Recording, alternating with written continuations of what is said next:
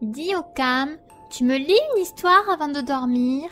Ok, mais alors tu arrêtes de les répéter à ta mère, hein. Donc, je vais te raconter l'histoire du corbeau et du renard. Ça te dit quelque chose? C'est un truc mignon avec des animaux? Disons que tu en as un de juste sur deux.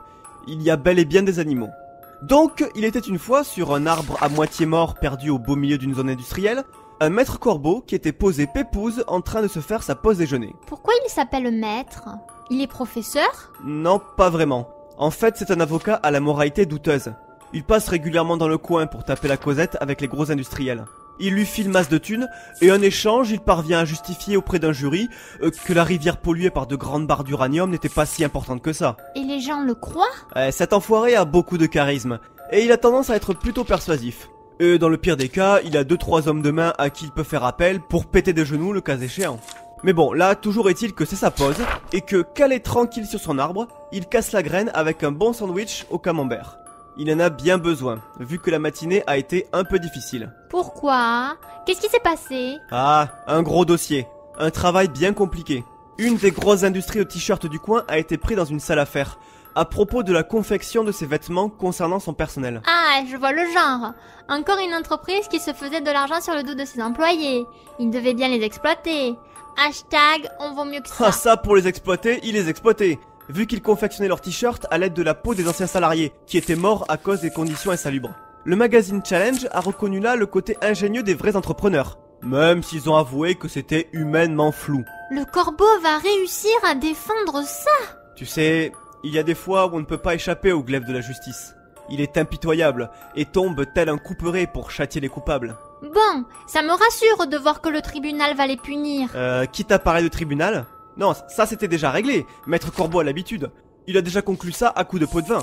Le juge s'en est mis plein les fouilles et est déjà prêt à prononcer un non-lieu.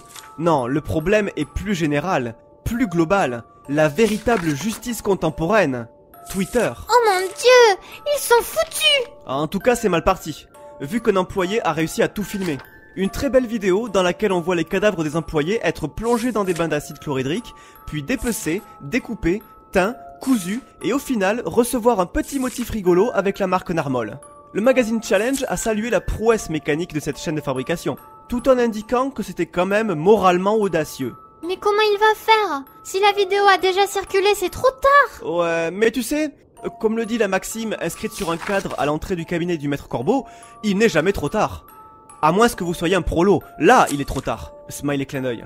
Donc il y a encore moyen pour le maître de convaincre le mec qui a posté la vidéo que ce serait mieux, en échange d'une grosse mallette de fric et d'une île à son nom dans les Caraïbes, qu'il accepte de révéler sur les réseaux sociaux que c'était juste une vidéo truquée, et qu'en fait, ah là là, c'était juste un prank, il les a tous bien eus, ho ho ho. Et il a accepté? Malheureusement non.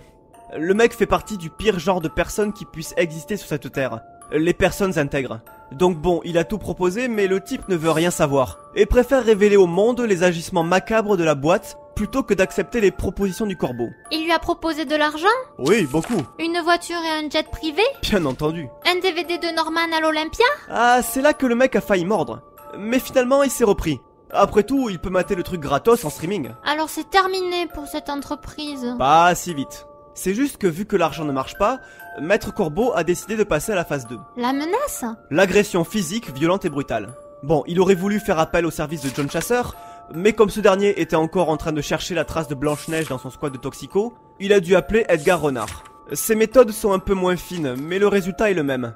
Du coup, Edgar, qui est du genre assez ponctuel, débarque en bas de l'arbre avec ses 2 battes de baseball favorites, et demande au corbeau où se trouve le type qu'il doit dérouiller. Le corbeau lui répond quelque chose d'inaudible. Ah, c'est secret. Il lui chuchote pour qu'on n'entende pas, hein? Non, pas du tout. Il lui répond juste « Mais c'est parce qu'il a la bouche pleine de son sandwich au camembert. Sandwich qui fait d'ailleurs super envie au renard. Il s'est un peu levé à la bourre et il n'a pas eu le temps de déjeuner. Du coup, il ne serait pas contre un morceau. Alors il se met à lui dire que Maître Corbeau est totalement le meilleur client qu'il a jamais eu, qu'il est absolument fan de son travail, et que même s'il chante aussi bien qu'il porte le costard, ah ce serait un peu comme un phénix de l'autre de ces... zones industrielles. À ces mots, le corbeau ne se sent plus de joie? Bof, non. Mais ce dégueulement de faux compliments a un peu coupé l'appétit au corbeau. Du coup, il lui balance le reste de son sandwich et lui dit de se manier parce qu'il a un golf à 15h. Mais attends, Mais il ne va quand même pas... Si, si. En fait, le renard n'avait besoin que d'une seule main pour défoncer la tronche du mec à coups de batte. De l'autre, il mange son sandwich. Puis, il pirate son ordi rapido, histoire de mettre en ligne le démenti, et voilà, affaire classée. Mais c'est quoi la morale derrière tout ça? Eh bien, moralité, si vous montez une entreprise qui recycle la peau de ses employés, pensez à y interdire les portables? Eh bien, merci Okam. C'était vraiment horrible comme histoire. Mais tu m'en racontes une autre?